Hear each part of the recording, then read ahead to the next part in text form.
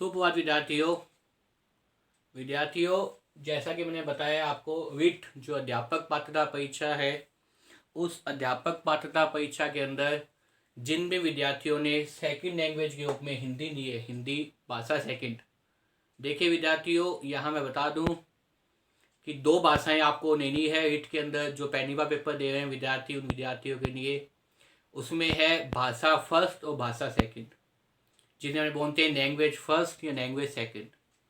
देखिए विद्यार्थियों, भाषा फर्स्ट के अंदर आपकी इच्छा है, जिसमें आपकी कमांड है वो भाषा लीजिए, लेकिन दोनों भाषाएं समान नहीं होगी। जैसे मानो फर्स्ट आपने अंग्रेजी ले ली तो सेकंड आप हिंदी ले लीजिए, या फर्स्ट आपने हिंदी ले ली तो सेकंड जो है वो आप अंग्रेजी ले लो, पंजाबी, संस्कृत, जो भी आपको आती है। तो इस प्रकार से जो विट है, जो अध्यापक पात्रता परीक्षा है, उस परीक्षा के अंदर जो शिक्षा, मनोविज्ञान, साइको, उसके बाद लैंग्वेज फर्स्ट जो भी आप लेते हैं, लैंग्वेज सेकंड, उसके बाद में जो भी आपका सब्जेक्ट है मैथ विज्ञान या सामाजिक विज्ञान।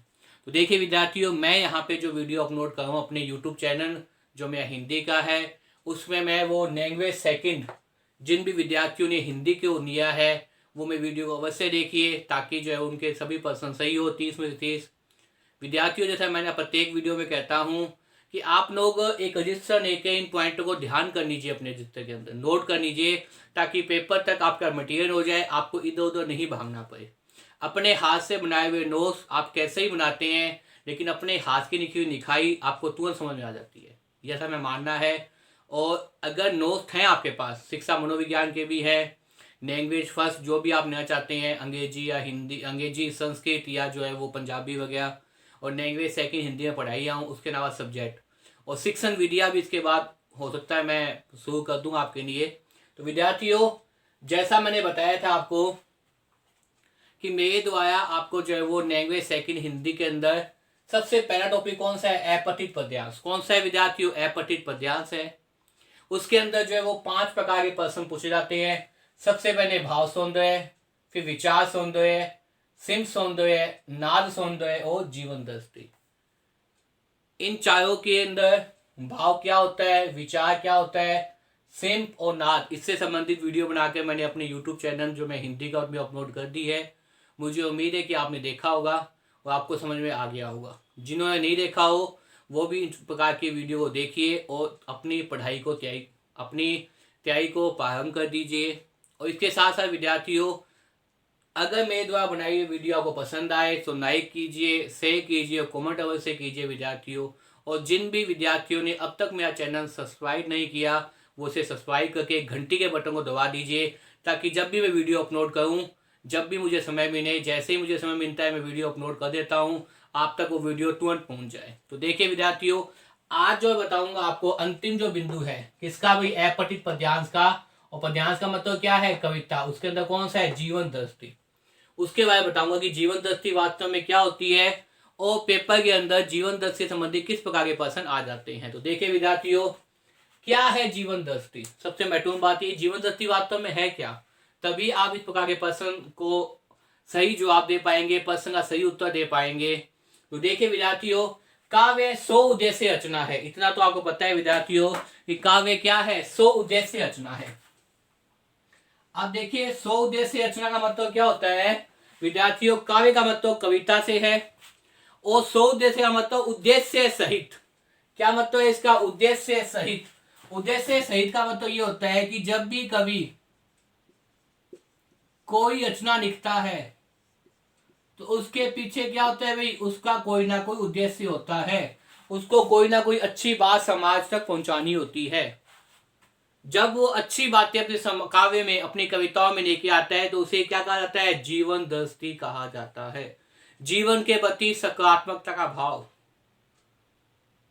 समाज में जो भी समाज के विकास में बाधा पड़ने वाली जो भी मुसीबतें हैं, जो भी अंधविश्वास है, जो भी समाज के अंदर बुरी बातें हैं, जिस प्रकार की जो है वो धार्मिक प्रचलित कुरीतियों का विरोध करना, अगर कवि अपनी कविता के माध्यम से एक जीवन के प्रति अच्छी बात प्रस्तुत करता है तो वो ही क्या है? जीवन दृष्टि है। तो देखिए विद्यार्थियों, काव्य 100 उद्देश्य रचना है। काव्य क्या है विद्यार्थियों? काव्य 100 उद्देश्य रचना है। और सो उद्देश्य मतलब क्या है? उद्देश्य सहित। क्या है विद्यार्थियों? उद्देश्य सहित। कहने का मतलब यह कि काव्य उद्देश्य सहित रचना है। कभी भी कोई भी कवि किसी प्रकार की रचना लिखता है, चाहे वो कविता है या उपन्यास या हिंदी की कोई भी विधा है, तो वो क्या लिखता है विद्यार्थियों? वो अपनी रचना के अंदर उद्देश्य लिखता है। इसलिए वो रचना कैसी होती है? उद्देश्य सहित। तो काव्य में समाज के लिए जो सकारात्मकता होती है, काव्य में समाज के लिए, काव्य में समाज के लिए जो सकारात्मकता होती है, सकारात्मकता मतलब जो अच्छी सोच, काव्य में समाज के लिए जो सकारात्मकता होती है, सकारात्मकता मतलब क्या है? जो अच्छी सोच होती है, उसे ही जीवन दृष्टि कहा जाता है। उसे क्या कहा जाता है विद्यार्थियों? जीवन दृष्टि कहा जाता है। तो देखा आपने, काव्य में समाज के लिए जो सकारात्मकता होती है, काव्य में समाज के लिए जो अच्छी अच्छी बातें होती है, जो अच्छा अच्छा ज्ञान होता है, उसे क्या कहा जाता है? उसे ही जीवन दृष्टि कहा जाता है। उसे क्या कहा जाता है? जीवन दृष्टि कहा जाता है। रचनाकार की दृष्टि सदैव उस सर्जन पर होती है। रचनाकार, रचना लिखने वाला, कविता लिखने वाला, और सर्जन का मतलब क्या होता है भाई? निर्माण करना।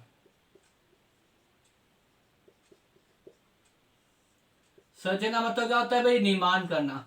केंद्रित होती है जो उसे समाज का पथ प्रदर्शक बनाते हैं। समाज का पथ प्रदर्शक मतलब समाज को वास्ता दिखाते हैं।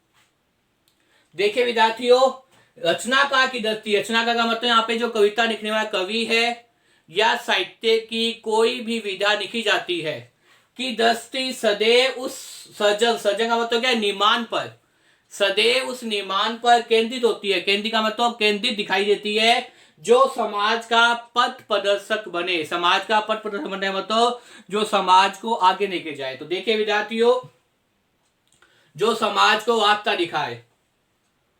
तो काव्य हमेशा से ही एक स्वदेशी रचना रही है। कोई ना कोई रचना, कोई ना कोई उद्देश्य लेकर ही कवि क्या करता है? कविता को लिखता है। सबसे पहली बात तो ये हमने आपको बताई। उसके बाद देखिए, काव्य में समाज के लिए जो सकारात्मकता होती है, जो अच्छी बात होती है, काव्य में समाज के लिए जो सकारात्मकता होती है, जो अच्छी बात होती है, उसे ही जीवन दृष्टि कहा जाता है। उसे क्या कहा जाता है? जीवन दृष्टि कहा जाता है। क्या कहा जाता है? जीवन दृष्टि कहा जाता है। याद कर लीजिए, काव्य में समाज के लिए जो सकारात्मकता होती है, सकारात्मकता तो क्या है? जो अच्छी बात, जो समाज के विकास के लिए, जो समाज की भलाई के लिए वो अपनी कविता में लेके आता है, वो अपनी कविता में लिखता है, वही वास्तव में क्या है? जीवन दृष्टि है। वही वास्तव में क्या कहलाती है? जीवन दृष्टि कहलाती है।